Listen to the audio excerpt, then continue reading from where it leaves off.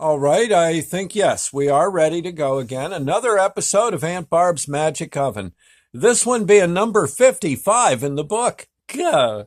Yeah, no, there's plenty to go. And it'll be about a month before we finish this if I do a chapter a day. I think around that neck of the woods. Okay, this one, Aunt Barb's Magic Oven, the biggest billboard ever. You wouldn't know that Gabe and I were flying along at somewhere around a whole bunch of light years worth of miles per second. Maybe we were going faster than that. I know that for the scientists, and up till recently, even for myself, the speed of light was about it. I guess no one told Gabe. Do you remember when you were a kid riding on a train, how you could stick your nose up to the train window and look down at the wooden rails flying by? Well, that's how galaxies were going by below us right now.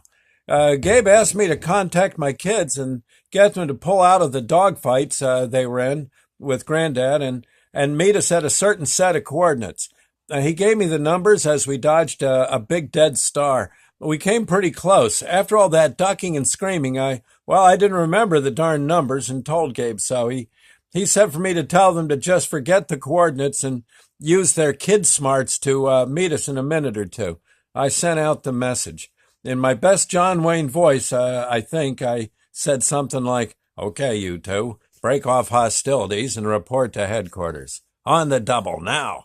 Gabe gave me a thumbs up for a job well done. Sort of my parent voice, yes. We then came to a halt.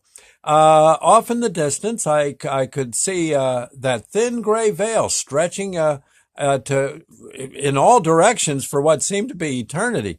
And we were once again at the very end of existence. But this time, it was a little different.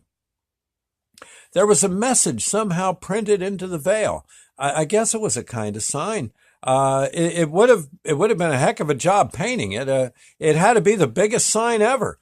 It was hard to judge, but it must have been at least 1,000,000 miles high and wide. I think somehow the sign realized the language of the reader and changed itself accordingly.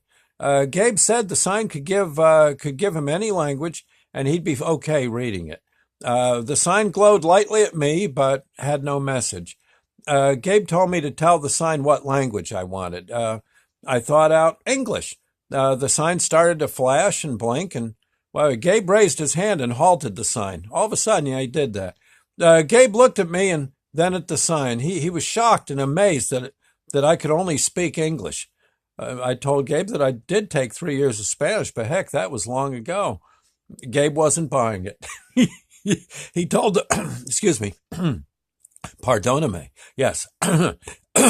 He told the sign to write a message for his friend here and display it in Spanish. The sign went dark and then flashed out a different message, and darned if it wasn't in Spanish. What's that show on TV with all the letters? Wheel of something, right? Yeah, okay. Well, all of a sudden, I was on it. It seemed. Beads of sweat rolled down my bubbly little head. I floated nearby and silently mouthed the words. Then I don't know, but maybe, just maybe, I thought that, I might, with luck, have it.